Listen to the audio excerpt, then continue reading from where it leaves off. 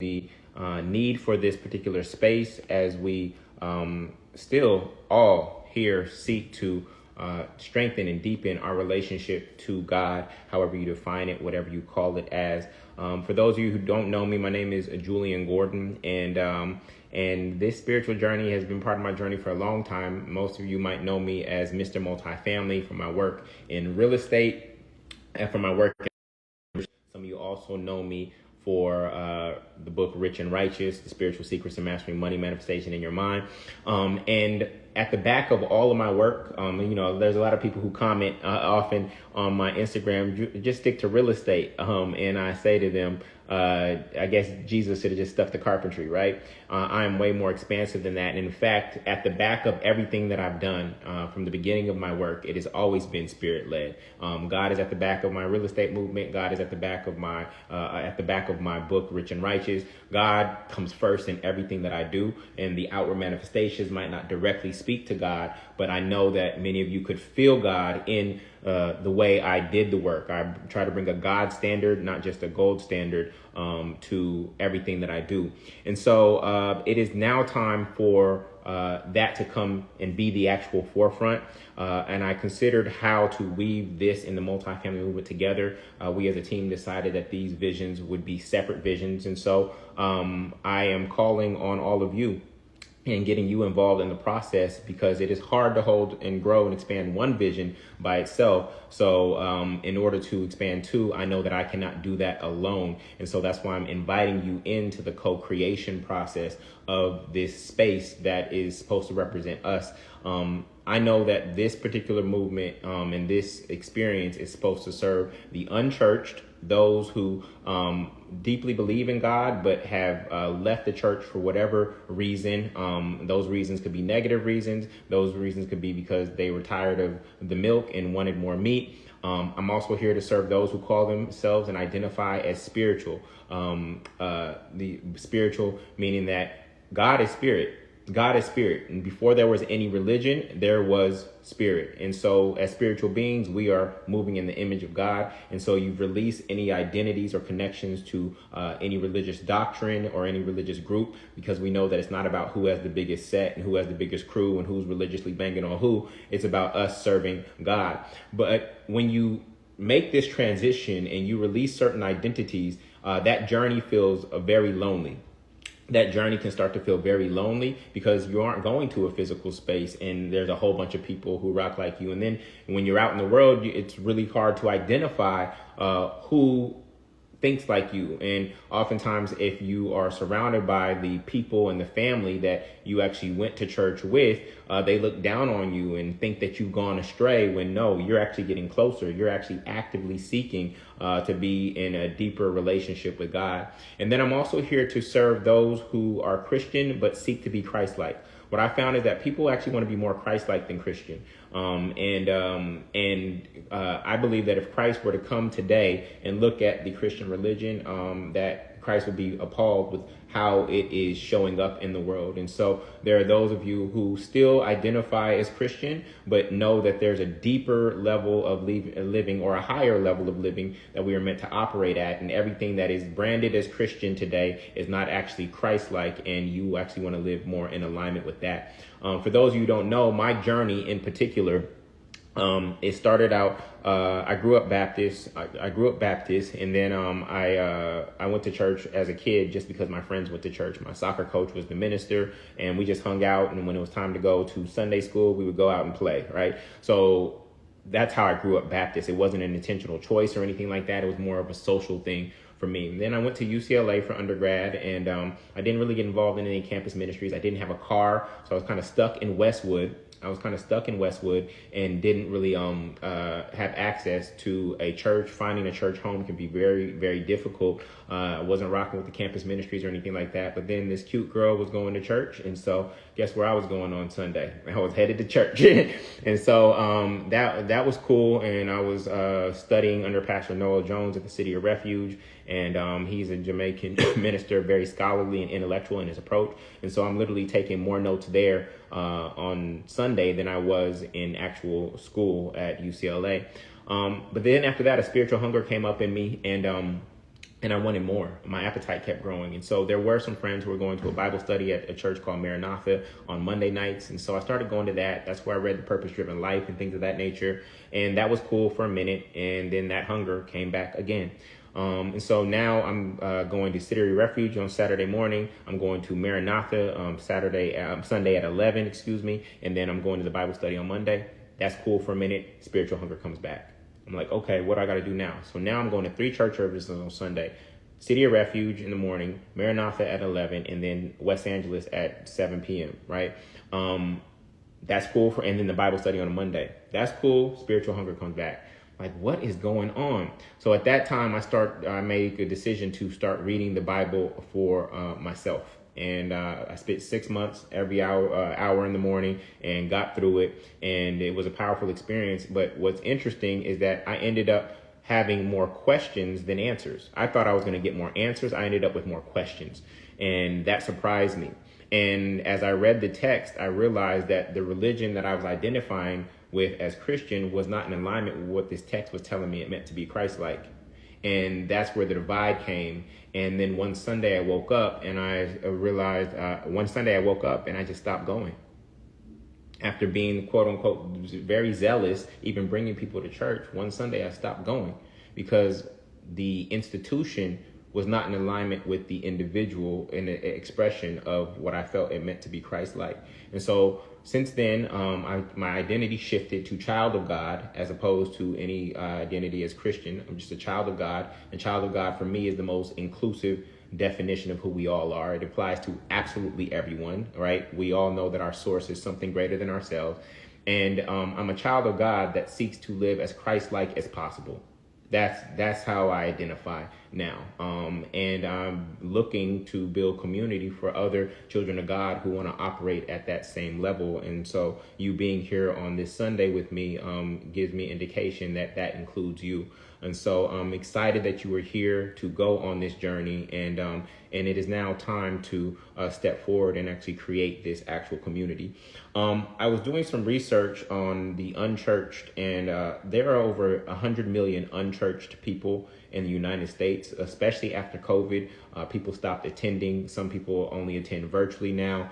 Less than half of millennials and 40% of Gen Z and 35% of boomers have families that went to church. 57% say they would prefer an activity versus Sunday service as a starting point. And I'm going to talk about what it means to have social spiritual programming. 49% said they're not able to identify a positive impact or contribution of religion. So about half the people in the United States who took this particular survey said they can't identify the positive contribution of religion. Religion has a very horrific history, and is usually with the exception of natural resources, is usually the cause of many of the major wars that we've had. And so we need to turn that around. And if we actually think about it, if we look at Christ's story, Christ dealt with the devil for 40 days, temptation, right? At the beginning of his ministry. For the next 3.5 years, who was Christ battling against? For the next 3.5 years of the ministry, who was Christ battling with? Christ was battling with religion. It was religion. It was the Sadducees and the Pharisees, right? And so I honestly believe, when reading the Gospels for myself, I honestly believe that Christ was actually against religion. And that might be hard for many people to grasp, but Christ was actually against religion. And so given that, we have to really look at who are the modern day Sadducees and Pharisees. Who are the modern day Sadducees and Pharisees?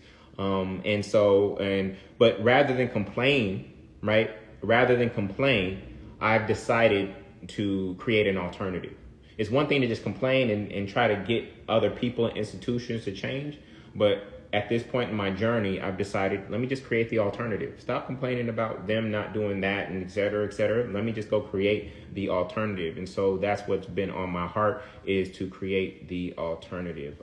So the first question I have, what we're going to do is we're going to have a conversation now, and I'm happy to bring some people up. but I want you to write out your answers first so that we can be very efficient. And then I'm going to give you an email address. Actually, I'm going to ask you to send me screenshots of your notes. I'm going to ask you to send me screenshots of your notes via my Instagram DM or via Facebook. Okay. So the first thing I want to explore is a question around what is the purpose of a church? What do you believe the true purpose of a church is? What is the true purpose of a church? Based on what Christ intended, based on what you believe God would want, what is the actual purpose of a church? Okay. For those of you joining us on Instagram, I encourage you to get a piece of paper and write your answers to these questions. I'm going to have you take a photo of them afterwards and send them to me via DM on Instagram or Facebook, and I will read through them all because I want to create a space for all of you. Literally, I feel like I am gathering all of the stones that the builder refused. I feel like I am gathering all of the stones that the builder refused. All the people that religion has rejected, all the people who don't feel comfortable in those spaces because of some of the hypocrisy, some of the practices, some of the doctrine, some of the dogma, some of the political angles. We want to create the purest space possible for our spiritual growth. So that is the first question.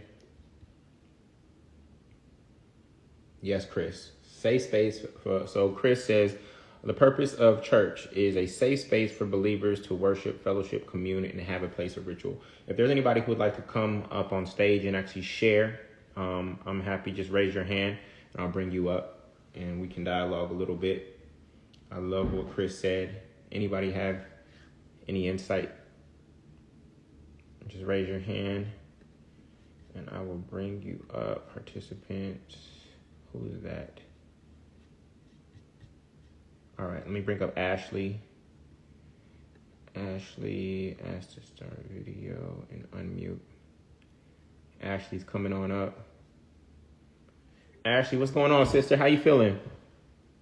I'm doing well. How about yourself? I'm doing great. It's so beautiful to see all these beautiful souls here to co-create this together. And so I'm excited. I'm feeling good right now. I'm excited. I really want to say I really appreciated your metaphysical Bible study. I think I made like 65-70% of it being in school, but that was my first insight into your work. And Yes. I think that is the best thing you could ever do. So thank you so much. I appreciate that. So talk to us. What's going on? So for me, as far as your question, I feel as though the intention of the church is to bring fellow people together on the same vibration to congregate and reflect the body of the Most High on earth. I feel it as though it's supposed to be a safe space. I feel it as though it's to remind everybody on earth, our potential and to radiate that so we can lift ourselves up, lift the planet up. That's what I believe is supposed to be. Yeah. And where do you think the church, do you go to church today? Do you go to church today? I don't. I'm actually a former Jehovah's Witness in my childhood. Okay. And so I left that. I had to deprogram very deeply out of that. And so I did my own research, African spirituality, looking at Asian religions and things like that. And I came up with my own, I kind of reclaimed like my own spirit and things like that. Yeah. So I believe 100%. So I mean, our body is the temple anyways. We're supposed to be the church, not go to church. So I believe that there are over 8 billion religions in the world.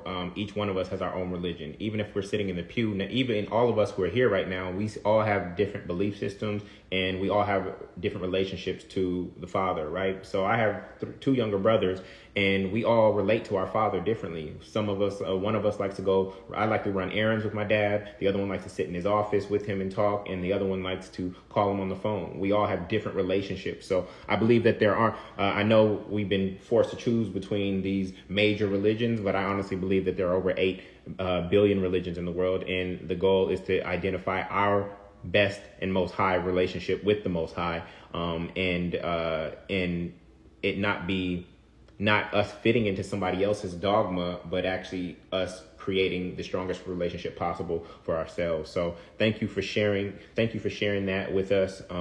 Appreciate you. And Dr. Dorothy, I'm bringing you up right now. Actually, Dr. Dorothy, how do I unmute you? Dr. Dorothy chat. Let me see if I can get you up here. See, your hand is up. Oh, Dr. Dorothy, unmute. She's moving. Ask to unmute.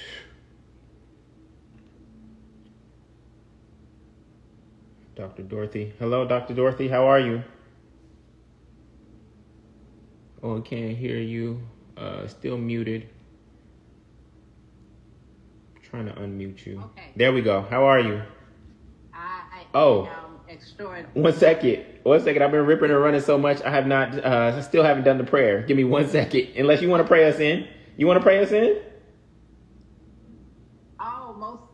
Oh, yes. Okay. Let's do it. I've been ripping and running. Most gracious God on high, thank you for this opportunity, for these light souls to gather. Thank you for the opportunity to spend time with this brother, Julian, and all of these believers here today who are looking for an opportunity to live their lives in a way that serves you and serves the people that you have put on this planet to share this space and time with us. Thank you. I pray that all receive what it is that they're looking for, and that we can walk together and serve this in this dispensation of time according to your will. Thank you. Amen. Amen. That was perfect. You were meant to do the prayer, not me. That's why it happened like that. Why don't you just rely on God's conversation in your heart every day, right? Yes, 100%. Thank you. So talk to us. And so what I am interested in is just what we are doing today. The opportunity to hear information that will help us change our lives, or help us to dig deeper into what we already know, or learn some things that we don't know. I don't want it to be, I was raised a Muslim. My mother is Christian, so I have experience in both. Mm-hmm. I don't want dogma that will not allow the majority of us or more of us to learn and grow spiritually together. Mm-hmm. And so I feel that I came here because you have always represented that to me, and that's what I'm looking for in this group. Just an opportunity to learn and grow with no specific dogma attached to it. Love that. Thank you. You're welcome. Thank you for that prayer. We appreciate you. Let me bring up Millionaire Mommy in the room. Let me see. Unmute. Millionaire Mommy. And then Carolyn, I'm going to bring you up, and then we're going to go on to the next question, okay? Hi. Hello. How are you, sister? I'm doing great, thank you. But I'm definitely here because I've always found resonance in different kinds of religions. I've always been interested in, like, even the concept of returning, you know what I mean, like the Buddhist religion. But mostly I know that what it's all about is Christ consciousness. Mm-hmm. And I think that, like, the doctrine in church kind of, or even the energy that I would get in church was not what I was reading that it was supposed to be, similar to you.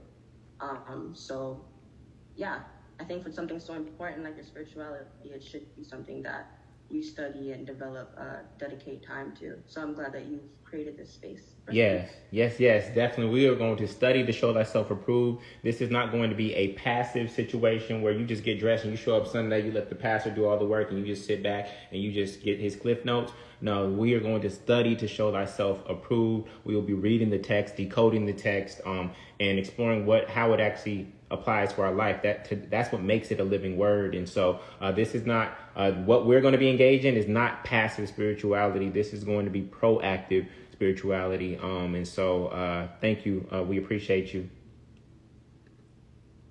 All right, beautiful. Let me bring up Carolyn.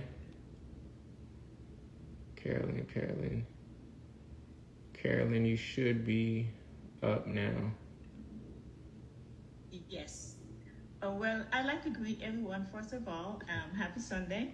Happy Sunday. And just a little background. I grew up with ministers. My parents were ministers. Mm-hmm. They were fine. They were not the type that had the condemnation spirit. But what turned me off was the expectations that the members had on us as the children, as if it was supposed to be perfect. Mm. So when I left high school at 18 and had a job on my own, I literally rejected the religion because it felt like it was stifling for me. So for me, church right now at this point, for me, should be a space where everyone can be themselves and be accepted, a space where we can receive the teachings and the understandings to live a spiritual life in a way that connects us to others, that we seek to be helpful to individuals and promote a community where everyone has the comfort to be themselves and grow, because we constantly change, and the way religion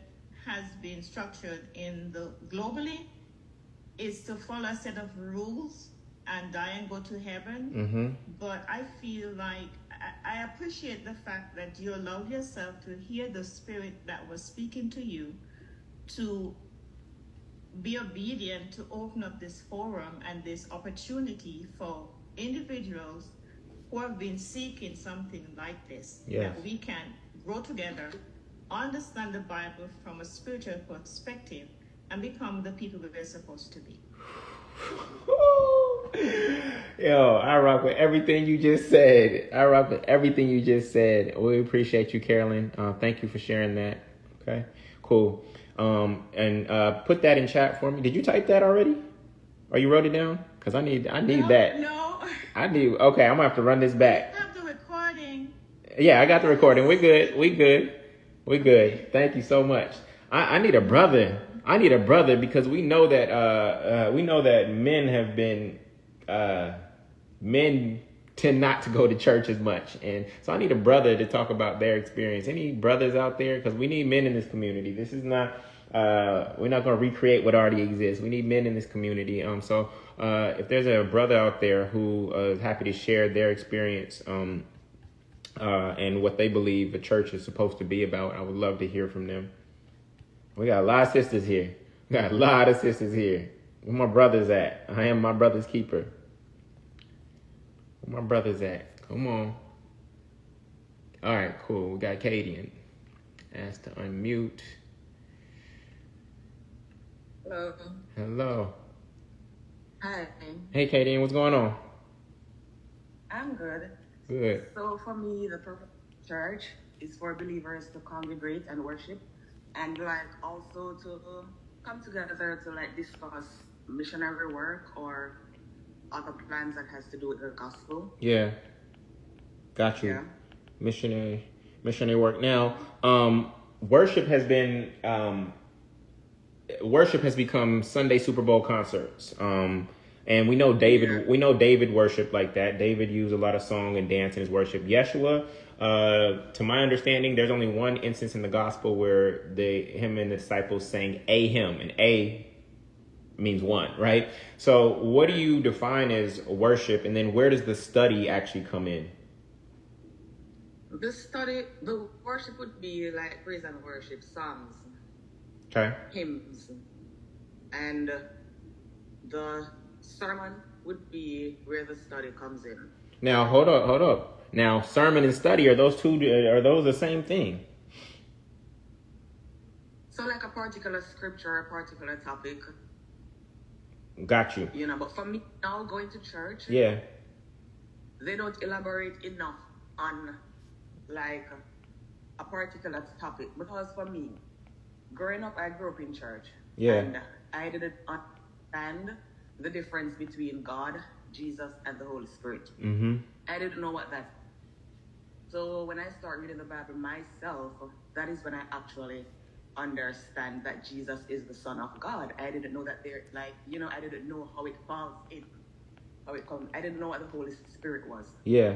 So I do that on my own, reading and then understanding. So I just go to church occasionally just to visit, and I don't visit like a particular. I just visit around. Understood. Every now and then. Understood. But I just do studies at home. Okay. Good. And what do you think feeds you more? Your individual studies, or actually going to service? Definitely. Well, Your individual study serves you more. because I learned more. Understood. Now, why do you think in most cases they only serve milk at church instead of meat? I don't know. I don't either. Like old sermon, like back in the days. But at that time I still didn't learn much because I was a child then. But I really don't know why. Understood. Maybe it's just for the show, for social media. I don't know. That's what it's come to. Even when I go to study, Bible studies is like 30 minutes. And I don't know. No, Bible studies need to be at least 90. Right. They need to spend more time. Mm-hmm. Indeed. So, Indeed. I read the Bible, and first I listen audio Bible. Okay. And then I read it fully. Okay. I like that. So you get it two different ways. Right. And then in the morning I actually reread what I listen. I like or that. Just read what I listen. I like that. Mm-hmm. I like that. Thank you so much for sharing, sister. We appreciate you. Cool. Yeah, thank you. Come on, brothers. Let me run through these names real quick. I see Calvin. I see Charles. I see Chris. The brothers is here. Brothers, I need to hear from you. What? Because as much as I love the ladies, and they've been the spiritual backbone of our community for so long, this cannot be lopsided. It's not going to work that way. Vincent, brothers, where y'all at? I need to hear from a brother's perspective. What's the purpose of this space? Why did you leave? What would keep you going? Where the fellas at? Kafreen and Alex. Thank you. All right, Kafreen. I'm bringing. I think Kafreen is. Yes, Kafreen is a brother. I'm bringing Kafreen up right now. Kafreen, what's up, brother? There we go. Thank you for stepping up, man. Sure, for sure. How's everyone doing? Appreciate you, bro. Yeah, man. So my experience, I grew up I'm not in Kansas City, but I grew up in West Africa. Okay. And grew up going to church, and over there's a whole different ballgame because, you go to church and you see pictures of white Jesus everywhere. And so for me, that was like a big, at least when I grew outside of my family, I just separated away from like the whole construct of religion just because it was just like, it just felt like just more like a white tool of just like control and just like a whitening of things. And then over the years, I had like a come to God moment in 2018 where I was like hospitalized and just like recognized the power of prayer and like how it transformed myself and just how it transformed my spirit. Mm-hmm. And that brought a sense of curiosity to read the Bible for myself and do the historical research of like, okay, what does this actually mean for the actual Hebrews, and what is, like, who was this Jesus guy, right? And coming to the understanding that, like, okay, the deity that was created of Jesus isn't really a representation of like the original thing, right? Yeah. To get into all that. And so, but to answer the question, what is the purpose of church? For me, it's really now more. I mean, the best way I can describe it would be an opportunity to equip folks to not only have a greater understanding of what spirit is and how it expresses itself, but also to be in community in honoring of this greater spirit that I mean breathes life into us, really. To honor the spirit. Beautiful. So how do you obviously you're here on a Sunday. When did you stop going to church, and how do you honor spirit individually now? Well, I mean, I've been trying different churches and whatnot, and so my last attempt to like go to church was the month of July. It was just a similar experience of just like it was a show, it was a concert. It wasn't that like what I experienced for myself reading scripture. But how I honor spirit these days is, for one, I mean, it's a perpetual thing, right? Everywhere I go, I walk in spirit. In terms of my worship, I mean, I start my morning just like sitting in the sun and just like really being present with my breath, being present with the greater things of this life. Just sitting in the sun and just receiving, just being present. Yeah. Sitting there and just like present. I love that, brother. I love that, man. We're so happy to see you. And obviously you showing off the guns a little bit. You taking care of the body temple. That's pretty obvious. You know what I'm saying? Appreciate you, bro. For sure, bro. Appreciate you too, man. Appreciate you too. All right. Cool. Admit all over here. I'm going to bring up Alex, and then we're going to go on to the next question. Alex, unmute. Replace pin. Alex, what's good, bro? What's going on, brother? How you doing? I'm doing well, man. Look at this. This is beautiful. Yeah, man. I just want to say, God bless you, man, for everything you've done. I've been following you for a long time. Started with the multifamily, and also follow you on the journey with the Rich and Righteous, which was definitely eye-opening and quite the journey that I think is put me on a new trajectory. So just want to. I'm so happy to hear that, man. All that you do and all your efforts. So, thank you, brother. As far as your question goes, I've been in the church all my life, growing up and raised in it. I would always say non-denominational, just because I never really associated with any particular sect or denomination. Yeah. And I think over time, I think this is where the meat part is what I've been seeking. I think the milk is necessary for new believers. You got to start somewhere, and you got to start with a foundation. And I think that's kind of where church has been necessary. I don't know that that's necessarily the design of it, but it's been necessary for people that have fallen off to find hope and get a word. So from that aspect, I do think it is serving a purpose. But for the people that have been in church and know the word, I think they're missing something, and I do think that's the meat part that a lot of us have been referring to. And I think the idea is those things are supposed to be sought through Bible studies and supplemental meetings outside of the church. The church, in my eyes, is designed for like-minded believers to get together. It's not good for believers to be on their own. You should be around like-minded individuals who can sharpen you and build each other up. So in that aspect, that is another reason why it's good to commune in church. Yes. I guess some of the reasons I've fallen off with it is I've been around churches where pastors have fallen short and had to step down, and I think to my eyes what I realized, recording stopped. These pastors are just like me, and we're all human. We all fall short of perfection, and there's only one perfect individual in this world. And so knowing that Progress.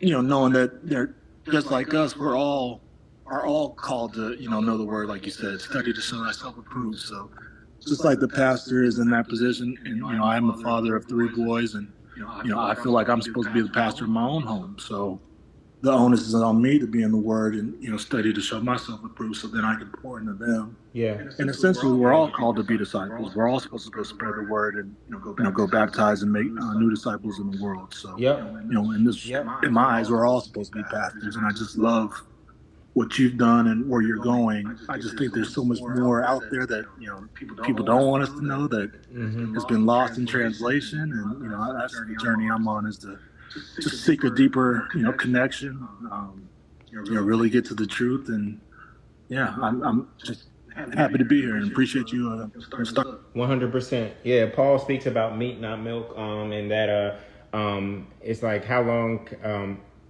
you've been on milk for 20 years now. It's time to graduate. It's time to step up. And when we say meat, not milk, meat is the tougher to digest spiritual concepts, everybody, and milk is the baby food. It's the Sunday school simple spiritual concepts. And what I'm looking for is to create a community of people who are ready to eat meat. Now, the milk, as Alex said, the milk is not a bad thing. We were all on milk at some point, and if my daughter is 3 years old and I can't give her steak, she can't eat meat, right? And I can't judge her for not being able to eat meat. So I think all of us have a deeper hunger for something more nourishing, and so that's where we are on our journey. So thank you so much for that, Alex. So I want to move on to the next question. We have three more questions. And the next question is, what do you think is the difference between being Christ-like and being Christian? Where I do believe that they were once one and the same. I believe that they were identical in their origin, but they've gone far apart from one another. So I wanted to explore this question. So I'm asking you to write your answer down now on the paper or type it in the chat. And then I'll have a few people come and explain what they believe the difference between being Christ-like and being Christian is. I do believe you could be a Christ-like Christian. Okay, so they're not fully mutually exclusive in my eyes. I do not believe all Christians are Christ-like or seek to be Christ-like. So take a moment to do that.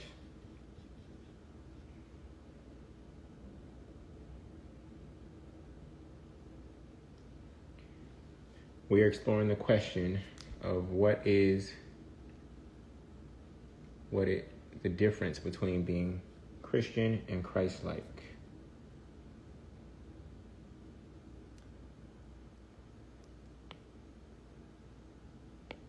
Appreciate everybody who came up and answered thus far. Thank you to the men as well. I got to figure out how to get more men into this space. That's on me. I accept responsibility for that. Daffy, I see you, brother. Got to figure out how to get more men into this space. Carl, I see you, brother. Nat, I see you. Yeah, we need more brothers. But when we're talking about spirituality, gender doesn't even matter. Race doesn't matter. Gender doesn't matter. None of it really matters. But we do need a balance. We do need a balance of the energies of divine masculine and divine feminine.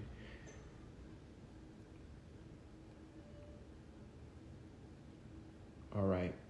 So if anybody has wants to come up and share,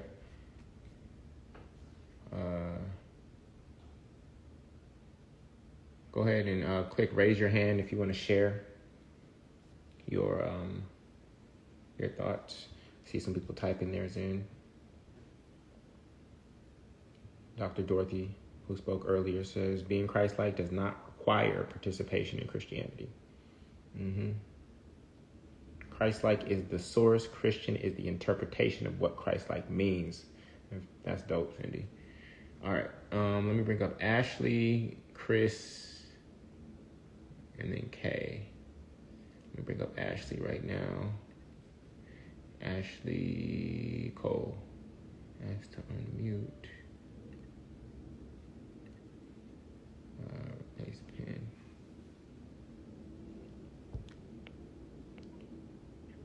Ashley, what's good? Hi, can you hear me? Yeah. Yes, Oh, it's you again. It's Ashley again. Yes. What's good? Sorry. Oh, you good? Okay, so real quick, my idea of Christian is, and I wrote it in the chat, is followers of that milk that you were speaking of who don't apply Christ consciousness. Christ specifically said in his walk on earth to do these things, the hands-on healing, spreading the word, spreading high vibrations, accepting all people, right? I feel as though they are part of the group or the religious state of it, as like you call a sect. I don't feel like, I feel like they are arrested development spiritually. That's I feel like with being a Christian. Got it. Being Christ-like is that those ones that I was saying, like they actually apply what Christ literally did. Like there's practices like Reiki and Asian spirituality where that is derived from what Christ did, the hands-on healing, where you literally can elevate your consciousness at a high point where you can interject a disease on the spiritual level down to the physical level where that creates real healing, right? So I feel as though it's stuff like that. Yeah, 100%. If you read the gospel and you can't see that Christ was a metaphysician means going beyond the physical body and actually healing through energy. If you can't see that, then I don't know what to tell you. But people get hung up on the name. So for those of you who do have a very rooted Christian background, when we say Christ consciousness, right? All that means is, what would Jesus do? So you have the wristband that says, what would Jesus do? That's all Christ consciousness means. If you even go to Paul, and Paul says, let us have the mind of Christ. That's all Christ consciousness is. But some people say, oh, that's woo-woo over there. No, it's the same thing, just language differently. When you go throughout the Gospels and you see Christ do all of these things, it's a manipulation of energy. That's what a Reiki healer does. They use energy. So, we've been taught to demonize some of these things. Now, I will admit some of these practices get taken out of context, but in the same way, people use money for evil. People use money in the wrong way, right? So don't demonize the whole situation just because you don't understand the connection between how Christ even used these things, right? So we're meant to have the mind of Christ. That's Christ consciousness. We are meant to be able to understand how energy works. This whole world is a ball of energy, right? And this whole universe is a ball of energy. And Christ understood that. And he was a metaphysician, right? Going beyond the body and understanding how to heal at the energetic level. So don't get hung up on the language.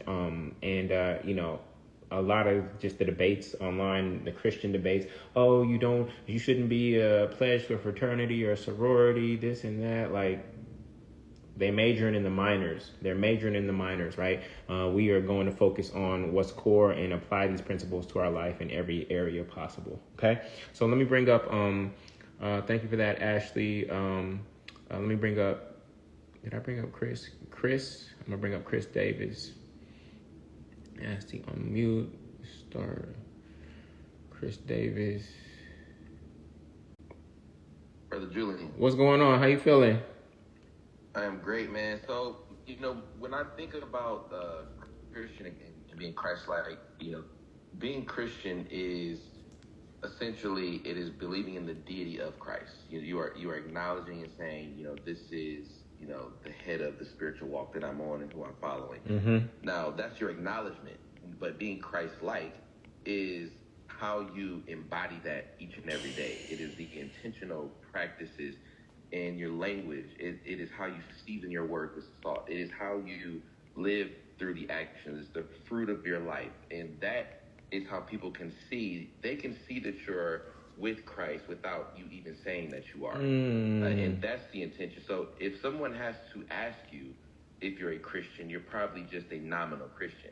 But when people can, from afar, see how you live and how your children live and how your wife lives, and they can see the fruit from which that comes from you, they may then identify on their own that you are Christ-like or you are with Christ. That brother got to be a Christian. Ain't no way in the world he'd be doing that, for all those people if he wasn't a Christian. But when you get criticized for the hypocritical or ambiguous or lukewarm actions that, you know, may be around your life, then people may say, man, he say he a Christian. He say he a Christian, but, you know, he don't act like it. And that, to me, is the two differences. Ooh, brother, you better preach. You better preach. So I got a divine download the other day. You might have seen it on my Instagram. So let me break down the Last Supper for you from a metaphysical standpoint.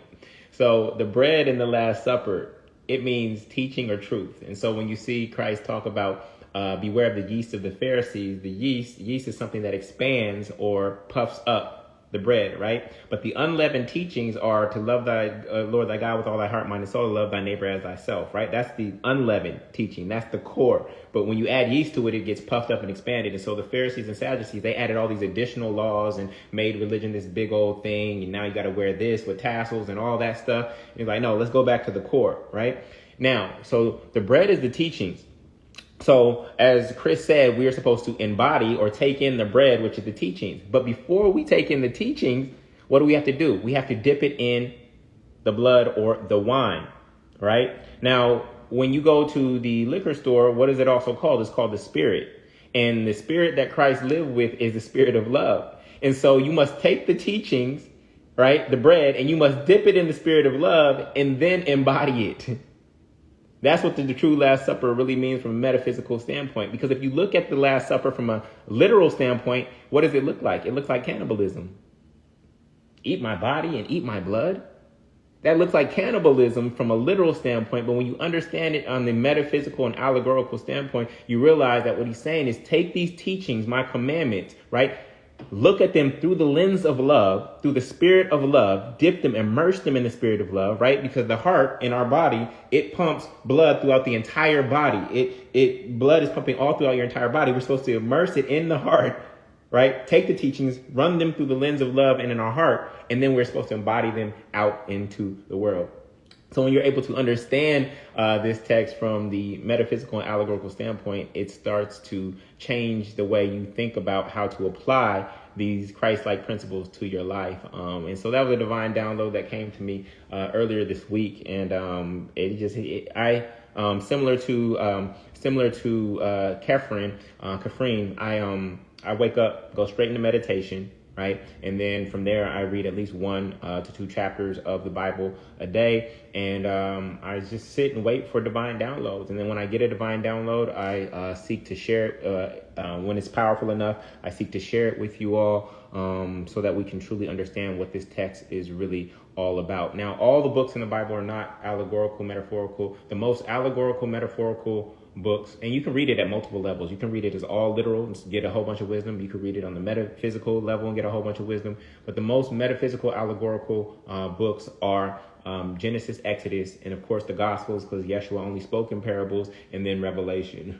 Some of the books are literally just laws. Some of the books are literally lineages. Some of the books are literally letters. And so there's not much to decode there. But if you've seen my decoding of Genesis, it took me 6 months to do it.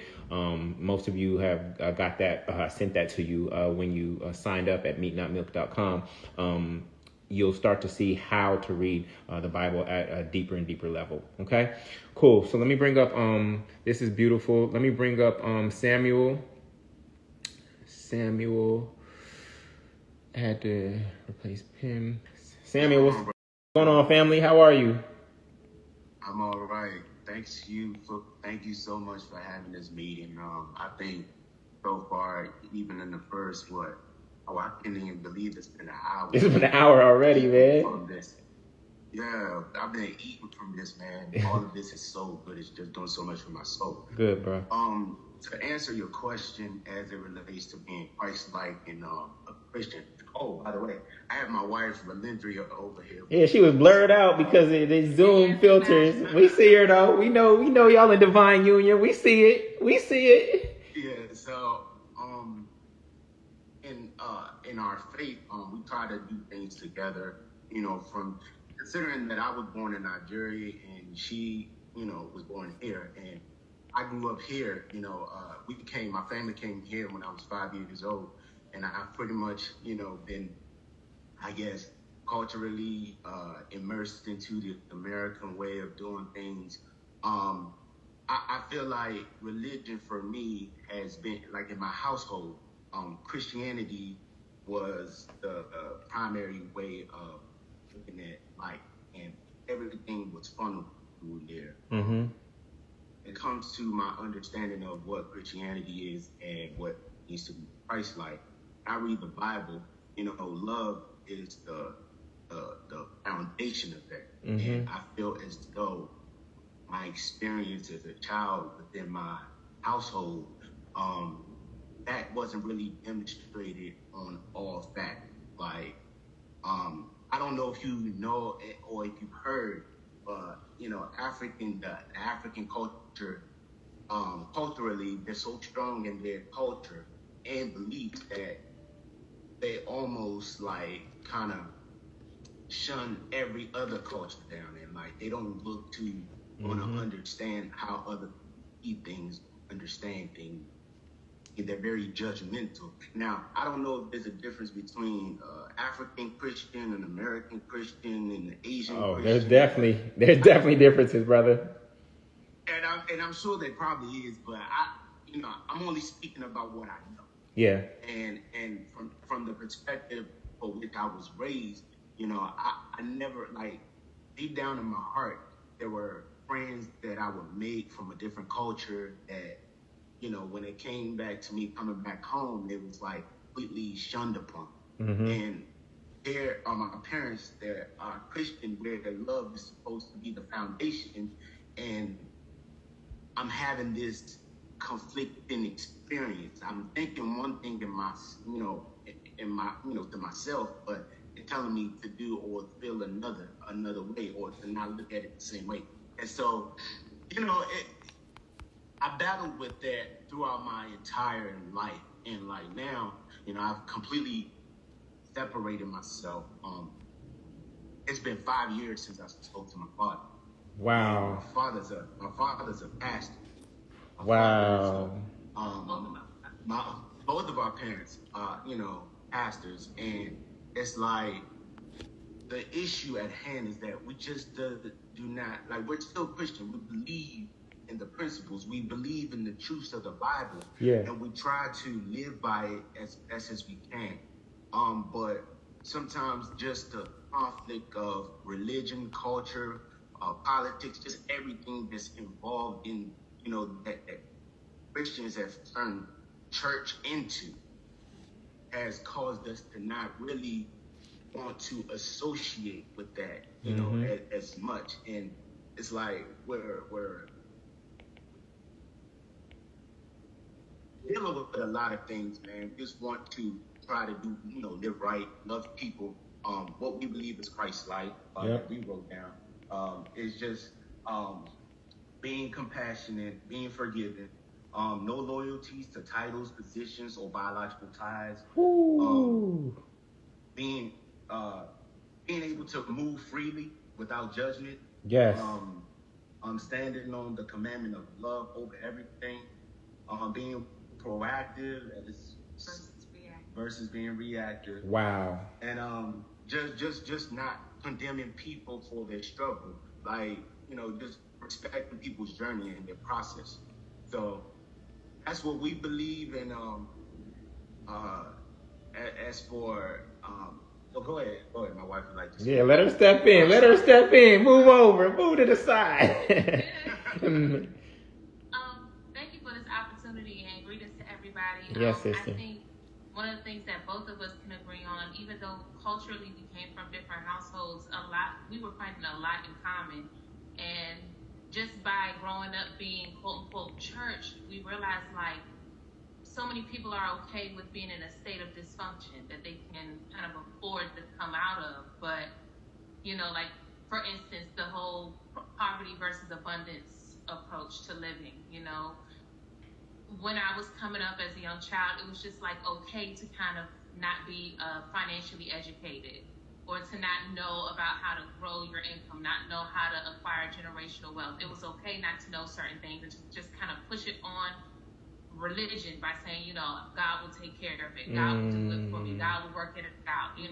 This very passive approach to faith, where there are all of these opportunities for us to kind of grow and kind of come up out of certain ways of thinking, being church is just kind of, it's very passive, and being okay with being dysfunctional, not being at you're not at least striving for a higher standard of being and thinking. Right. It's more just kind of going along with what everybody does and thinking how everybody thinks, and whatever kind of comes our way, that's what we have to deal with. And, questions will come up. Yeah.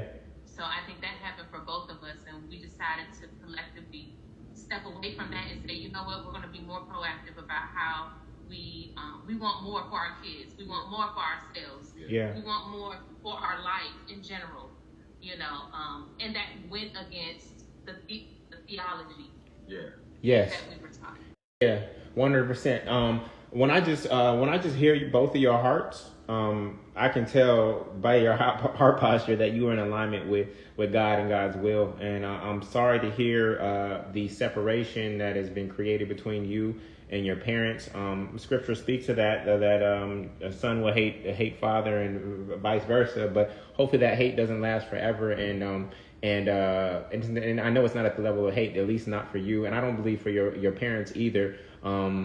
What is hard for many, the older generations to reconcile is when, what is fearful for people is that my level of thinking may have been wrong all this time, that I've been living off of a sand-based foundation, and my daughter and my son have actually stepped into a more elevated space, and it's actually their turn to teach me, but I'm not willing, and I don't have the humility to be able to start to see God from an even higher perspective. And that's really the fear, is that what I have gone through and based my entire life on may have been wrong. And the reality is that their approach was not wrong. Like many of our parents' generation, they went through the 40-40 club, which is work 40 hours a week for 40 years and then retire. There's nothing wrong with that. But now we live in a generation that's more entrepreneurial. We're like, you need to have time freedom and be able to make money on your own and not be confined by the corporate structure. We can sometimes weaponize that and say, you were wrong. You've been working at this job that you hated, enslaving, etc. No, that's not the approach. In fact, in order for us to get here, we wouldn't have gotten here had they not had that foundation and provided for us. So we don't want to weaponize our new understanding against them, and they have to, they on their part have to come to the humility that there's more to learn, and that it's not a condemning of how they've been approaching it, but that they have an opportunity to have an even deeper relationship with God. And you can see it by the way their son and daughter are moving through the world and the experience that they're having of it. So that's the real challenge between the two generations, But we pray that those relationships are reconciled, and that they see your light, because we need more 3-generation, 4-generation families. But you also said it, Samuel, in your definition of Christ-like, is that it also means releasing blood ties sometimes. Whoever does the will of the Father is my mother, brother, and sister. And if my blood is not doing the will of my Father, then I can still love them. But in terms of how much time I spend with them and engage them, it's probably going to be less and less and less. So totally in alignment with you, brother. That's the challenge, man. That's the challenge. Well, we appreciate you, and we're so happy we know that the family is as critical to building the kingdom of heaven here on earth. So to see you two together here in this moment is a beautiful, beautiful thing. All right. Much love, family. Cool. So the next question I have for you all is, I think we've talked about the frustration. I want to get into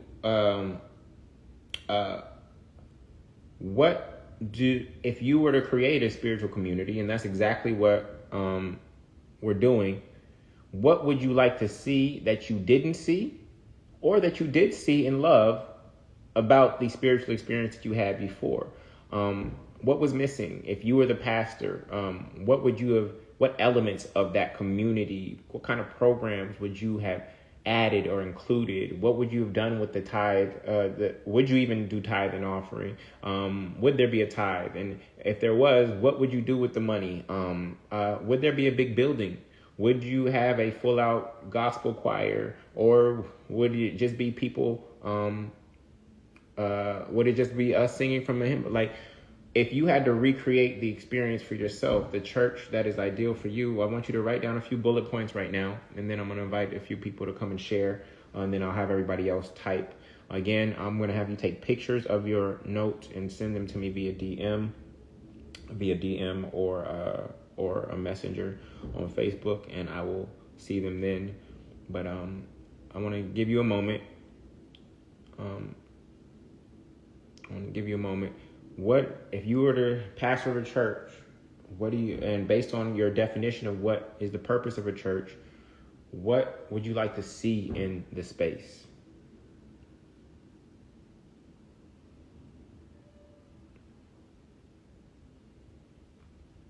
What would you like to see in the space?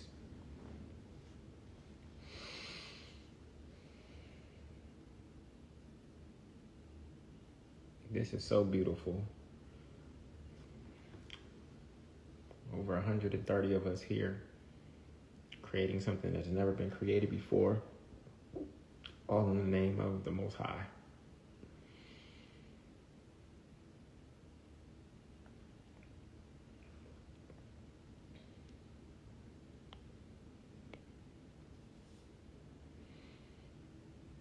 Building generational wealth together. Building wealth together.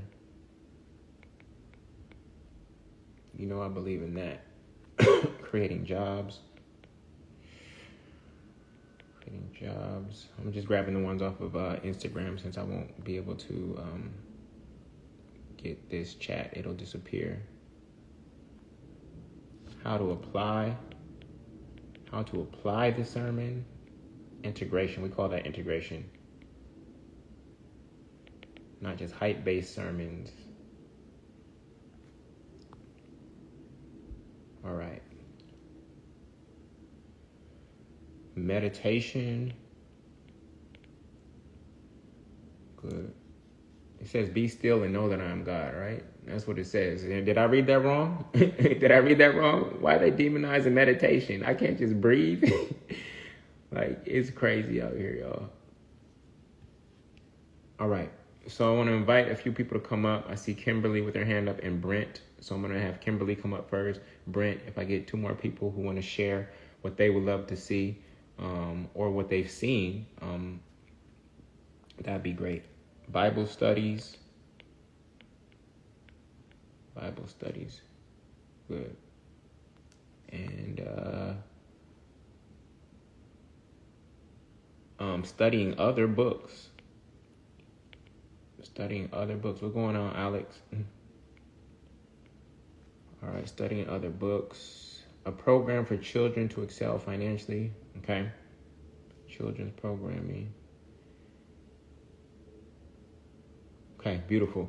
All right, so I got the ones in Zoom. I'm going to bring up a few people. I got Kimberly, Brent, and then Kafreen. I'm going to bring him back up, okay? So Kimberly, I'm bringing you up right now.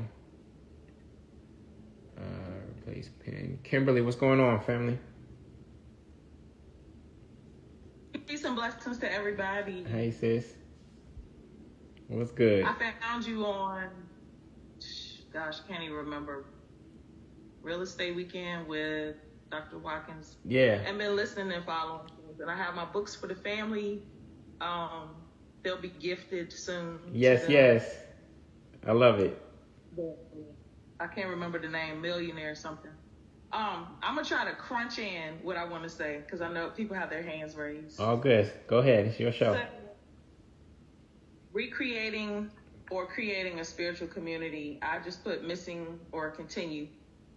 So I grew up in apostolic holiness. And upon becoming in my adult mind, I realized it set the foundation for me.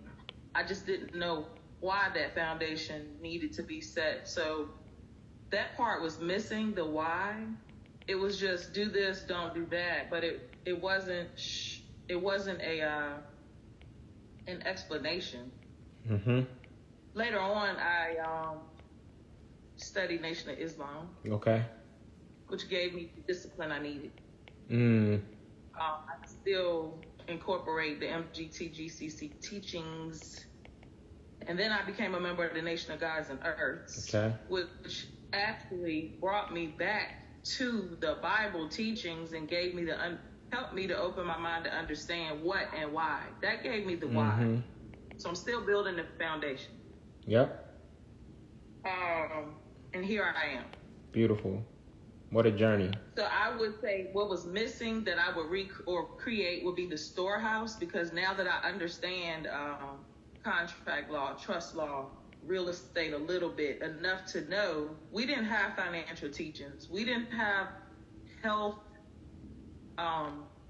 education. All of that should be in the church, wherever you are. In your home. I also growing up in that holiness, the assistant pastor's wife told me that her husband was her pastor. It didn't click until I became a wife.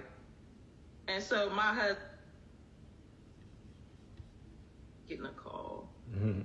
I pastor and had actually talked about we are becoming more jailed to eventually open our own. And what's missing is people who are incarcerated having that foundation to reach out to, whether one is inside and one is outside, until they become one together on the outside. So family building, youth development. A lot of times they're put in the front to learn this, learn that, but it's not training up per se. It's a difference. Okay. Praise and work. I love gospel music. I love it. I love it, love it, love it, love it, love it. The release. Yeah. The breath, the energy. How many songs though? You got to tell me how many songs though. We doing a full out concert? We doing 5 songs? We doing 3 songs? How many songs? Nah, I think the opening to get people's heart where they need to be, because you coming out from war. War song in there. Right. Moms, bring it. No, we're not doing. I never grew up on a hymn book, so I really don't know the hymns unless I hear it and I know it from. I'm gonna talk fast. Difference between Christ-like and Christian. Christian is what you are. Christ-like is who you are. The consciousness representing a high level of thought and movement, not succumbing to the lower self. I wrote down my purpose of a church, and I heard everybody in here repeating words that I had written. Yeah. Gathering of like minds and new minds to create a plan for the mission, understanding and gaining clarification on how to reach our spiritual height. Hold on, okay? And have an impact on the planet, walking as Christ and greater. Church can also be the hospital, the place to come and be repaired, regroup, retool, and recharge our weapons of warfare. Milk and meat is a great example of parable use. So I know we say, why do they continue to serve milk? But there's a verse that says, ask and seek. Yeah. So maybe we're not asking and seeking for that meat. I don't know. When I became more mature in my mindset and my thought, I began to hear differently of what was coming across the pulpit. I heard what I needed, actually. I heard it because I was looking for it. Right. In my experience. And this is my statement for the end of this question. I wrote down the word great separation of tares and wheat. Since 2020. Or 2016, whenever the political landscape changed, there has been a separation, even within my own family, against me, for me, whatever, like minds coming together. So we have to accept it. We still got to move in love, though. Yes. Not anger. Yes. That's it. Yep. Peace, and I hope everyone has a great experience with this. Mic drop. She just gonna drop the mic on us like this. We appreciate you, Kimberly. All right, cool. Brent, and then I'm bringing Kareem back up. This is so good. Please. Brent, what's up, brother? Hey, Julian, what's up, man? How you doing? Everything good, man. Good. Yeah, it's a blessing, man, just to be on here, just to hear everybody, stories and things like that. I appreciate you for doing this. For me, this is like the biggest blessing, man. Like I actually, became hip to like the metaphysical understanding years ago. Briefly, not a lot, because it's just not a lot of people kind of teaching on that, right? And so, I used to. So my background, I'll be honest, like I never grew up a part of a church or anything like that. Okay. And so, but I'm grateful for that, because that experience, it did drive a little hunger in me when I actually like decided to seek God, which was in high school. So like I didn't know anything. So it was just like, man, like all I can really give God is my heart, and I know I needed to be saved. And so I like legit was like praying to God, and I didn't even know if he was hearing my prayers or not, but I just knew that I needed to be saved. And yeah, lo and behold, like he literally was working the entire time. My older brother was coming home. Like at that time I was in college, my brother was coming home and like just started preaching the word. And I'm just like, like excited, like this little kid, man. Like, and he was just a journey for me. And so that kind of started my journey, because eventually, like, he came home one weekend and it was just like, hey, I'm getting baptized, and then the light just went on. Like, all right, yeah, this is it. This is my time. So, I think a lot of the things like over the years have been opening up to me and revealed from a metaphysical standpoint. And I, like I said, it wasn't nobody out there. I just felt like God was dealing with me at that point. And it was the toughest time ever, because, just a lot of people just wasn't like kind of, on it, or, maybe just didn't, see it the way I was seeing things. Because I would, tell my brother like, hey,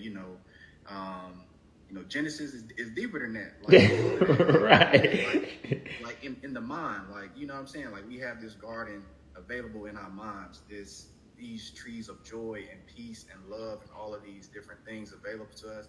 And all we really have to do is access it. But, where the tree of knowledge of good and evil comes in is the fact that, sometimes, we may take these things, but they may be tainted a little bit by emotion or pride or something. We try to justify it, and so we don't consume, the fruit in its purest form, which is the most beneficial and nutritious for us. And so, like I, would see these things, and it was just, tough. So I stopped. I honestly stopped like trying to research it. So I'm just happy that you're doing this, and just some of the things that, I would like to see, because I'm actually like, my best friend, we actually have been having conversations like this recently. Okay. Like what do we do? Like it's an urge on our heart to give, you know what I mean? Like to give ourselves, to give what God has given us at this time, and we don't know what to do. Yeah. And so she has a background in the church, so her idea is, hey, let me find a church. And my whole thing is just like, hey, I think God got something even bigger than that. So all of this is like, when I got the email, I'm just like, this it right here. You know what I mean? So, yeah. But yeah, some of the things I think, that could, we could see more. It's just like more teachings on the metaphysical. I think the more we teach on these things, the more people that, people will have that awareness, and the more we can talk about it. So, people like myself, when I was 20, 21 at the time, and I'm seeing this stuff, it won't be so hard. And we can actually start this building process of God, building our temples, the right way that He intended it to be. Yes, sir. Some more teachings on that. Like in the church, I feel like there's a lot of people that have gifts. And so even if it's just like 5 or 10 minutes, just have opportunities for people to express their gifts. It could be singing. Somebody could have just had a word, like a very powerful word, and they just want to share that and what God laid on their heart to reveal to the church. Somebody may have had a dream. People have dreams and visions, and then the thing is, like, if they don't have that opportunity, the way it's set up, for one, they miss that opportunity to speak that to the members, and then afterwards, just depending, everybody's ready to go. like you may have limited opportunity to share that with everybody else.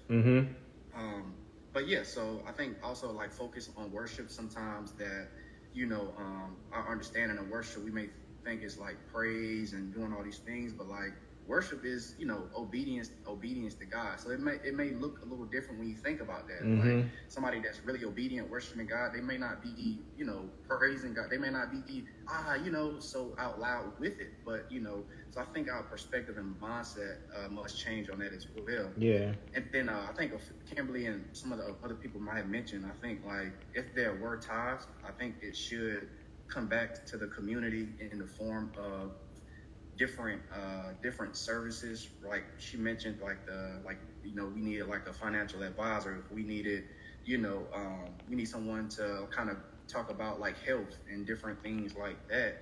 Like I think like people, especially like men and women too, like just to have the opportunity to have like spiritual coaches and mentors, like in the church, like that. Right. That would be great. And like, like since you've been like coming out with the videos and stuff like that, like it really has helped me in my journey because I've been like focusing a lot more on like meditating and things like that. And which has been so helpful because like there are things that I may struggle with it, but at the same time, when my revelation on that is because I haven't been getting to the heart of God because I just didn't know how to. So it's just like yeah, I'm waking up praying and I'm reading and I'm doing these things, but I haven't went inside with it. I haven't internalized what God was trying to speak to me about the things that I may be struggling with or anything like that. So I think you definitely helped to get to the heart of God because, that goes back to the conversation being Christ-like versus Christian. Yeah. You know what I mean? So I think,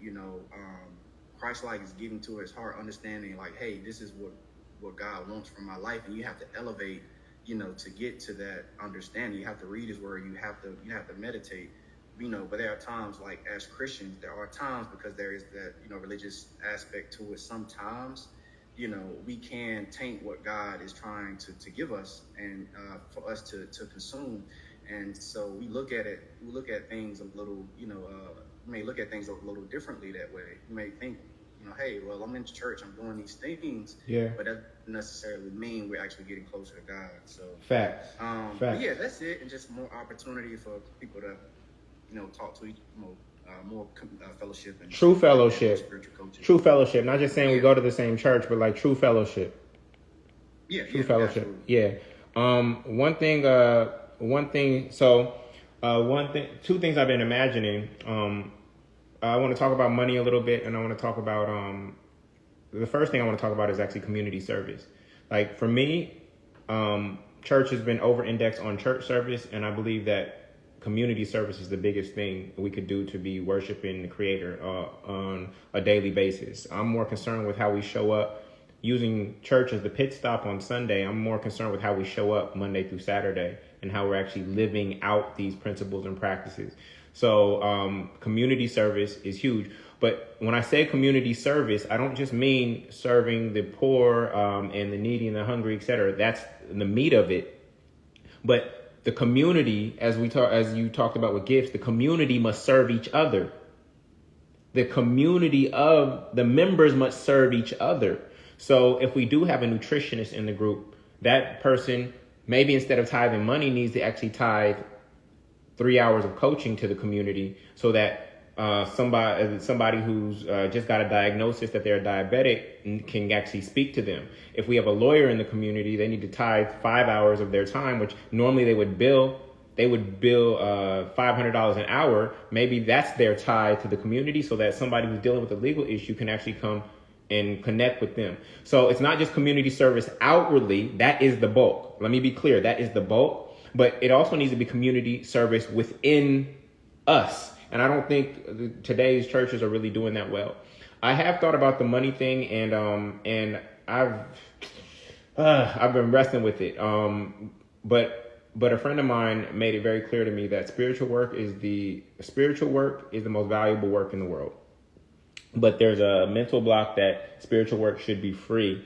Whereas spiritual work has eternal implications, and there's nothing more valuable than that.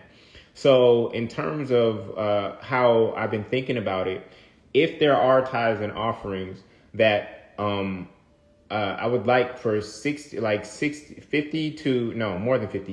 70% of that to go towards actual community service. 20 to 30% to go to operations, because there will have to be people who manage member intake and admin and things of that nature. And then 10 to 20% goes to savings for future growth. I, in particular, do not, if I'm leading this space, I do not want to take any money from offering or tithes. What I came up with my homegirl, who's been helping me envision, is every quarter there'd be a one-time offer to pour back into the shepherd.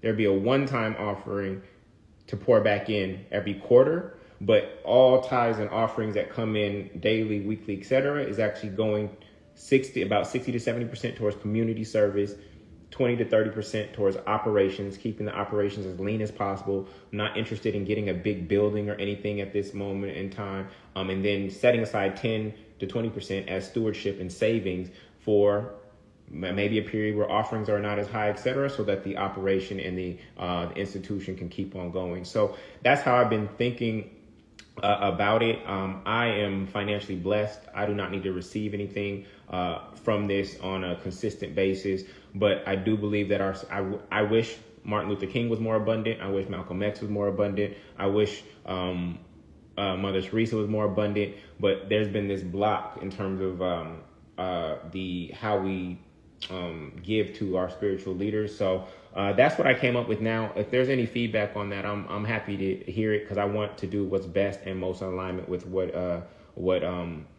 how Christ would do it. So that's my thoughts about that. But money is energy, and it must circulate, and it must go to the good work. You all know from Rich and Righteous that I believe that tithing is actually to your temple first, that you're supposed to pay 10% to yourself. Imagine who you would be right now if of all the money you received in your lifetime, 10% you would pour back into yourself, into your own personal growth and development, coaching, etc. Imagine how elevated you would be. But they taught us that tithing was to some sort of physical temple, but God does not dwell in temples that are made with the hands of man, right? The temple is right here. So if you go to a church and it is supporting your spiritual growth and development, then yes, you should contribute to that church, but you should never feel guilted into tithing, because what does it say? The Lord loves a cheerful giver, right? So that's how I've been thinking about the money part of it. But I see money as just energy. And so if this energy is contributing to your life, then we must circulate to that energy. And we have to create a community of givers and receivers. It can't just be a community of takers. No community of takers has ever sustained itself. No community of 100% takers has ever sustained itself. So that's what I've been thinking about on that front. Okay. All right. I'm going to bring Kathleen back up, and then Sharon, and then we're going to close out for today. So Brent, thank you for that, brother. Thank you for sharing your journey. And I can tell you understand. You have some good metaphysical understanding. So we're going to need you, brother. So let me bring Kathleen back up, and then Sharon. Yes, sir. Yeah, I mean, I love a lot of what you said. Actually, this is a big conversation that I've been having for myself, as far as like wanting to become a church as well, something like that. So like even a lot of the points that you're adding is giving a lot of perspective and a lot of just ideation that I've never like contemplated. So I appreciate that. Yes, sir. My whole vision, my mission in life really is just to create a space for people to come to know God and access His inheritance. That's what the church will represent, right? And so it's twofold. In terms of like coming to know God, it means like there has to be like an education component that also services questions that people may have. I think oftentimes in spaces where I've gone to church is like when you ask the questions, you're told to just believe or just lean not on thy own understanding. No, exactly. They throw that scripture to it.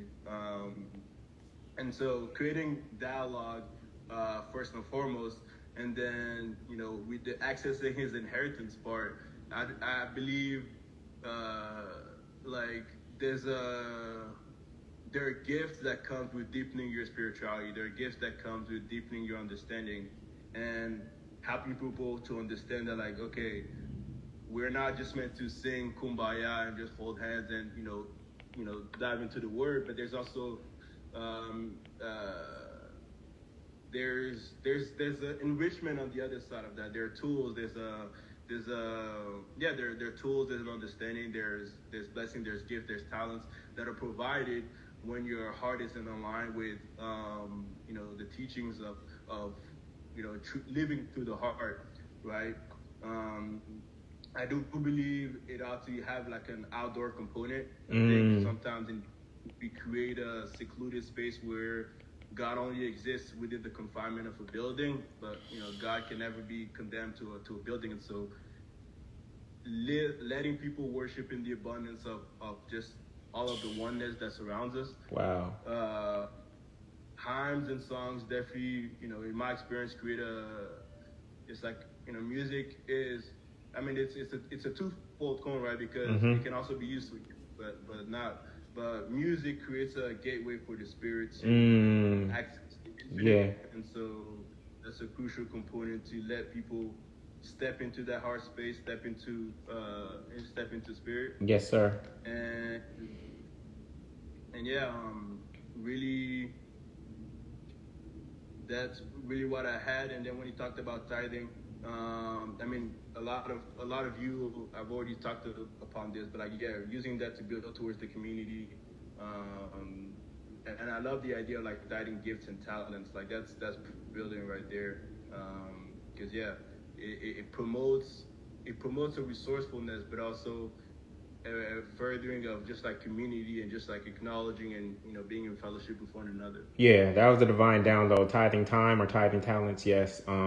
There's no reason we should be a community of 1,000 people and have a lawyer in the community and that lawyer's business be struggling, or have an insurance broker in the community and their business be struggling. Like, everybody should go through, if they have the best service and offering, everybody should be aware of that they're there and be able to go at least do an initial consultation to see if they're a fit for them. And so I believe that's where the abundance is going to come from, where we're circulating energy or money amongst each other based on our gifts and talents that we contribute. Thank you for that. Andrea did remind me that when we were doing metaphysical Bible study and going through Genesis together, we did take offering at the end. And when we took the offering, we actually, whatever came in that week, we had one person choose a nonprofit to give it to, and we got that money out within 72 hours. So we didn't believe in holding money and storing it up. Like, if you think about how much money, the Lutheran Church has or something like that, they got like billions of dollars just sitting there. That's just stored energy, just doing nothing, right? We tried to get that money out within 72 hours to an organization. And so we contributed a lot of money during that 6-month period. The only change I have from that is that oftentimes when we only circulate money, we're outsourcing the work. Now, we should outsource the work to the people who are the best at it. If there's an organization that is serving the homeless in the best way possible, then they should have it resourced. But in terms of community service, I don't want it to just be us giving money to people or entities. It should also, the true influence on the heart and the change of the heart comes through us actually doing and being the community service, not just sending money to organizations that do good. So that's the real subtle shift that I want to make in terms of what community service means, is us doing the community service. That's where I think the greatest transformation takes place. So thank you for affirming that, Kafrine. I'm so grateful for you. I'm gonna bring up Sharon Black, and then we're going to close out. Sharon asked to unmute. Okay, I'm here if anyone. What's going on, Sharon? How are you? We can hear you. Hi, I'm doing fine, Julian. Good. Thank you so much, Julian. Your timing is perfect. I can't see myself. I don't even know. We can see you. We can see you. See me? Yeah. Oh, you can see me? Yeah. Okay, yeah. So, like I was saying, thank you. The timing is just awesome. When I received that email, I said, wow, Julian. Wow, that's the vocal. That's all I can say is, where have you been? But yeah, this is wonderful. But even missing you, when we did the metaphysical studies back in the past, I mean, it carried me to this point. It's almost been a year, but the things that we received in those meetings, and I mean, they were so fulfilling that my cup ran over. You know, I appreciate that. Yeah, so, and with the church, for me, church should be, you know, a place where like-minded people are, you know, so that we can encourage and uplift one another. You know, the scripture just kept coming up when Kareem, when he was speaking. Yeah, when he was speaking, you know, if I be lifted up, you know, I'll draw all men unto me. You know, and so we have to lift up one another, because as a group, we are the I. You know, we are the one. I am. You know, so there's no separation. Correct. And praise and worship, praise and worship for me is a form of meditation and praise, to where we can get on one accord, where the Spirit just fills us up to where we become, like I said, one, and be on one accord, you know, just rejoice and get our cups filled. Yes. You know, like Julian was saying, we have to dip into it, and we have to, that's that yeast that makes us full. So I'm not a speaker, you know, so excuse me if I stutter a little bit. You were doing fine. You ain't stuttered once. What you talking about? Christ, to be Christ-like for me, of course, like everyone did say, it's a mindset. You know, we're following that higher consciousness, and, you know, we're bringing with things that Christ, his principles. You know, that's for me, is being Christ-like. Yes. To be Christian is pretty much the reference. You know, where are you getting this from? Why are you acting like that? You know, that's my base. I'm a Christian because I follow the teachings of Christ, you know. And so without any condemnation to the title or the name, you know, the Buddhists and the Muslims, you know, we all have that same one mind, because we follow the one God, the only God, you know. And so being a Christian is a name for your basis of where you receive your knowledge, you know. That's the way I feel about it. Yeah. So we need to be, I think, a little bit more personal. I mean, this is wonderful. This is great. But I feel like hands-on, you know, touching is energy. When we get together as a group, you know, maybe you live in Maryland. I'm from Maryland. I'm in Leslie, over by Solomon's Island. I don't know if you guys know where that is. No. Maybe we can find a place where we can get the study, whatever it is that Julian wants us to meditate and learn for that week or whatever. We get together and we study it together so that we can all be on one accord. That's filling my spirit right now, just being on one accord, and it seems like we are, and it's filling me up. Yeah. Because Kadena, you know, she ushered in for me a spirit of joy and unity and excitement. You know, she was just good for me. You know, she kind of woke up my spirit. And so, you know, just having building a community. Yes. You know, that should be the a community of love and unity and truth. Oh my God.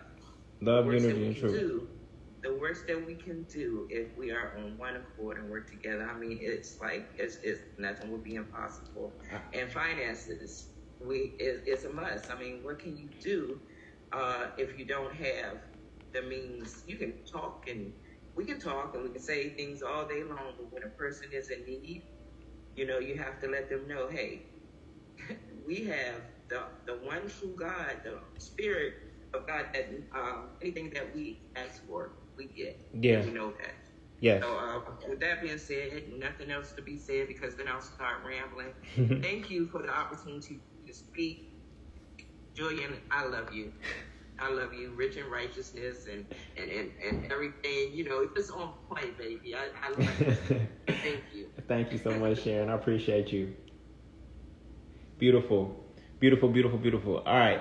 So in terms of what Sharon was talking about, getting back to touch, while we are spread out, in fact, in chat, rep your city, I see people throwing out their city. Rep your city. I just want to get a feel for where everybody's at right now. Rep your city in chat. Rep your city. Houston in the building. Raleigh, North Hollywood, Antioch, New York, Queens, Greensboro, Fort Lauderdale, ATL, San Antonio, ATL, Detroit. Detroit. Yes. Fresno, California. New Orleans, Boulder, Colorado, Newark, New Jersey. Oh, we got Las Vegas. We got people from all over. All right, so here's how the goal is for this to not be a virtual community. All right, but obviously we're gonna have to start virtually. Okay, so here's the game plan. In Atlanta, since this is where I'm at and where we have the strongest base, we're gonna start off probably in 2025 bi-weekly with what I call social spiritual programming. So social spiritual programming is where on Saturdays we meet up. We go hiking at Sweetwater Creek. We go to Atlanta Hawks game. We go play kickball. We go to a comedy show. We go to a museum. We go to Great Wolf Lodge with the kids. We just have a picnic. Like every other week, we have social spiritual programming, because when you start to elevate, your definition of fun changes. And you can't go to the same places that you used to go because they no longer align with your spirit, right? We still gonna turn up, but not in the way that you might have turned it up in the past, right? So now all of those things, bike riding, etc. So, and this is going back to what Kafrina said, like getting back into nature. All of those things can be replicated in the other cities once we have enough people in those cities. So once we see we got 100 people in Newark, New Jersey, then we say, okay, can we find somebody who's willing to lead there? And 26 programs, they replicate what's happening in Atlanta. So maybe everybody is bike riding this weekend, or maybe the person up there, they don't have anybody who loves bike riding. So maybe they're learning golf from somebody. Like, thinking about it in that way. So once there's enough people in a certain city, we're going to start here in Atlanta and test it out and see starting in 2025. But bi-weekly, we'll gather for social spiritual programming, game nights, things of that nature. And that be our way of building community and fellowship, and hopefully a little family formation, if you know what I'm saying. But I got to get more brothers in the building. That's on me. So that is my approach to trying to make sure that this is not just some virtual community. There has to be real touch, a real breaking of bread with one another. So that's the idea that is simmering right now. Okay. All right. So with that, let me see if I had anything else. With that, what I would like for you to do is take a picture of your notes. And if you know me from Instagram, please send a picture on Instagram in the DMs. I'm going to get those downloaded. If you know me from Facebook, you can send me a messenger and just flood me with your notes. I'm going to be looking at all of them. Make sure you put your name and email on it before you take your picture, or type the name and email after, as well as your city. Name, email, city. Name, email, city. Name, email, city. And I'm gonna probably be reading those for the rest of the day. This has been so rich. Your presence here is confirmation for me that this is needed. God already confirmed it was going to happen anyways, but to see how easily we just gathered 150 people, how hungry people are for an alternative space while church is going on. So I know y'all ain't at church, right? Because you want another way to worship in community. And so here we are. And so I'm going to process all of this information. My homegirl is kind of acting as a consultant and she's acting as a brainstorm, as a dry erase board for me as I think through these things. She's one of my best friends, and so I'm grateful for her. So I'm going to go back. We meet weekly, so I'm going to go back to the drawing board with her. She's going to watch this as well. And then from there, I'll figure out what's next. What I think is going to be next is what I'd like to do. I was going to wait, but based on the hunger right now, I would like to start sooner. I think what's next after I process all this, we're going to start the Bible studies. And the way I think what's going to happen is there'll be 4 Bible studies a month. This is the easiest way for us to start. On first and third Sundays, probably at 11 a.m., there will be Christ-like conversations.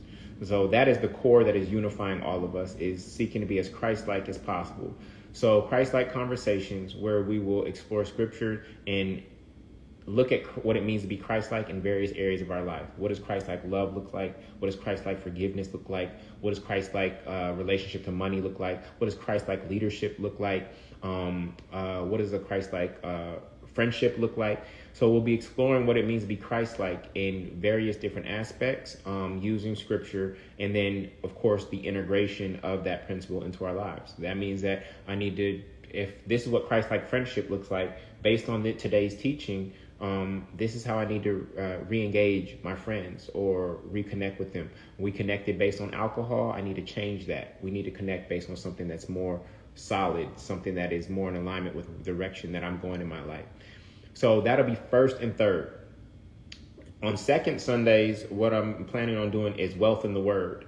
So that's where I will teach from Rich and Righteous and any other new financial principles that I am getting, any divine downloads in terms of what the Word says about us and wealth and our inheritance.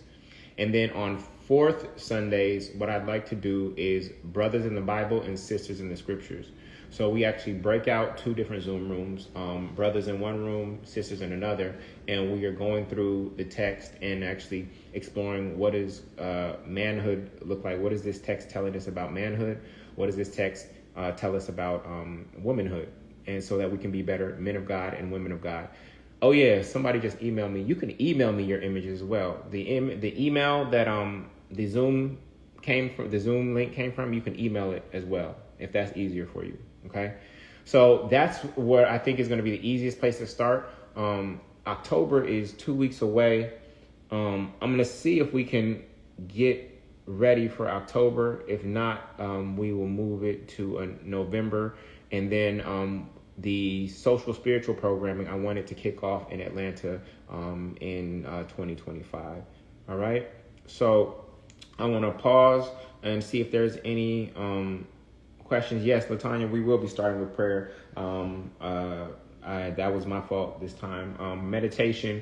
What I've seen done for meditation, because not everybody meditates, is if the true start time is 11, there's a 15-minute time at 10:45 for people to come in early and engage in meditation, and then those who don't meditate and don't seek to develop that skill set come in at 11. So that's an opportunity for us. So yeah, let's close out with any affirmation. If you go ahead and type your affirmation and what you loved about this space and what you love about what's happening. I'll read some of those. And if there's 2 people who want to take us out and actually speak, then just raise your hand and I'll bring you up. Feel free to type it. I'm going to be reading the chats from Zoom. I'm going to be reading your emails. I'm going to be getting your DMs and your messages on Facebook. And I'll be processing that today. Do we have a name? The initial name right now, y'all ready for it? The initial name that I have right now is the spiritual experience. We're here to experience God, not just to, we're here to experience God. The spiritual experience is what I have right now. That is what I've received. Mm-hmm. The spiritual experience. I'm part of the spiritual experience. I am having a spiritual experience. I'm a spiritual being having a human experience. All right. So, right where I am, God is. I love your desire and willingness to help us as people be better, stronger, and wiser in all that we are and can be. I'm one with God, and we are part of the universe. I love it. So, yes, I believe that spirituality is our superpower. I see a lot of melanated people here, and we are the firstborn. And this has been our greatest superpower, and we've been using the lowest level of it. And so once we tap in and plug in, this is really our true vibranium. If you want to use a Black Panther example, this is our true vibranium, is our spirituality, our connection with God. And as the firstborn, somehow we got disconnected from that direct access. And so it's time to get back to it. And our purpose for being here is to bring the kingdom of heaven on earth as it is in heaven. Heaven is not some place we go to after we die. It is something that we are meant to bring here. Christ said in Luke 17:21, the kingdom of heaven is within you. It's within you. So that's what we are here to do. So what do y'all think about the spiritual experience? Because I didn't want to call it a church or anything like that. I had Abundance Church, but it's more than that. We are creating a spiritual experience, and we're doing it together. Y'all love it? That's good news. All right, y'all love it?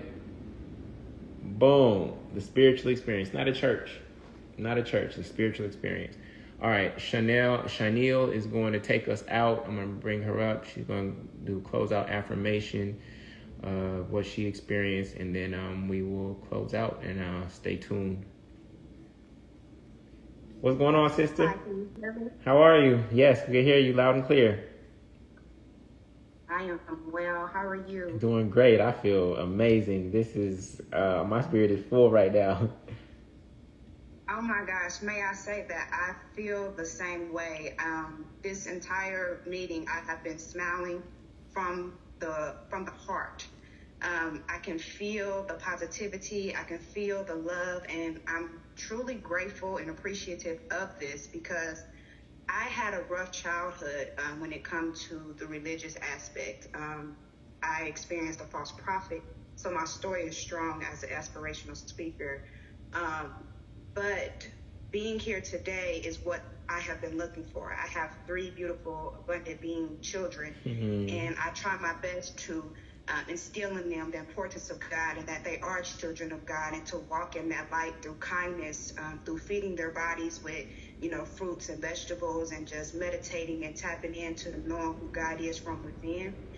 But it can be hard when I feel like I don't have a strong support system that kind of follows that same, belief or that same teaching. Yes. So having this meeting today and being here, when I saw that email, I was like, yes, thank you so much, because I had signed up for the Metaphysical Sundays, but at that time I think it was on pause, so I never got to, fully experience it.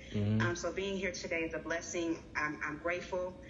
And affirmations, I would just like to say that, I am, like you said, a spiritual being having a human experience. I am abundant. I am healthy. I am wealthy. I am a truth seeker. I walk in the light of God. Yeah. I spread love. I operate from a space of love. And giving back is, taking this journey of finding out what my true natural gifts, talents, and skills and abilities are, and pouring that back into the people. I feel like that's how we can, quote unquote, tithe, like you said. So the spiritual experience, I feel like, is a great name. It encompasses, I feel like, all of us, and being here today. And so I just want to say thank you. And I didn't know what I was going to say. I just wanted to speak because it was on my heart. So thank you. Yes. You got my eyes watering, girl. You got my eyes watering, man. My God. Wow.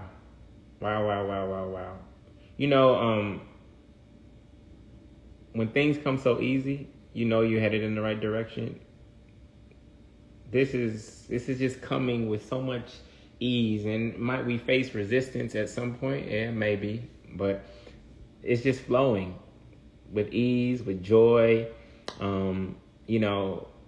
As Black people, we've had to struggle a lot, and we think that struggle is part of our experience. And sometimes you need struggle to grow, you need challenges to grow. But there's also this thing called the path of least resistance. And the path of least resistance is actually when you get back in alignment with the Creator and His will for your life. And there you experience the path of least resistance. But we hard-headed sometimes as children, and we want to go the opposite direction, and we experience a lot of pain doing so. And so now it's about coming back to self and getting in alignment and getting back to core. God is spirit. Scripture says that. And so as spirit, if God is spirit, then we are spiritual. And that is what we are coming back to. We're releasing the labels and the dogma and the doctrine and the rules of religion. And we are connecting with God at the most pure and direct level. That's what spirituality really is. And that's what we're going to. So with that, I want to close out with prayer. Dear Mother, Father God, hold on one second. All right. Dear Mother, Father God, we love you and thank you for bringing us here together. We know that whenever two or more are gathered, you were present, and we all felt your presence in the space today. We just want to be in alignment with your will. As Christ said, not my will, but thy will be done. We all want thy will to be done, not only in the context of our individual lives, but also with the co-creation of this entity called the spiritual experience. We want to serve you at the highest level. We want to operate at the highest level. We want to make decisions that are as in alignment with what it means to be Christ-like as possible. May we all have the mind of Christ. When be ye transformed by the renewing of your mind. That is what we are seeking to do, and we're seeking to do that together. Many of us have been alone on this journey, or we felt we were alone. We know that you are always with us, but now we want to connect with our fellow brothers and sisters. Whoever does the will of the Father is my mother and my brother and my sister, and I can feel that my spiritual family has just expanded tenfold as a result of this space that you have created. We just want to be obedient and in alignment with your will. We do not want to be God-fearing. We want to be God-hearing. And we all heard your call to show up here today, to be fully present and co-create and mastermind this divine idea. I pray that everybody here is able to take the energy and the vibration and the frequency that we co-created into their week until we connect again. May everybody continue to deepen their studies. May people continue to get divine downloads, and may people continue to meet other brothers and sisters who are also in alignment with them on their spiritual journey. We love you and thank you with all of our hearts, all of our minds, and all of our souls. Thy will be done, thy will be done, thy will be done. Ashe, amen, and so it is.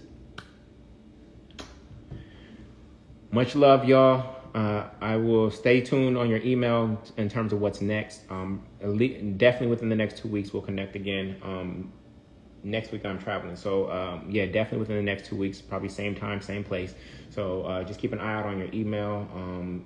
Email me your notes so I can look at them, whether that's email, DM, or Facebook Messenger. I'll be reviewing those today, and I'm just sending you all love. Thank you for being here. Thank you for being part of my spiritual experience, and I wish you all a great, great day and week. Peace.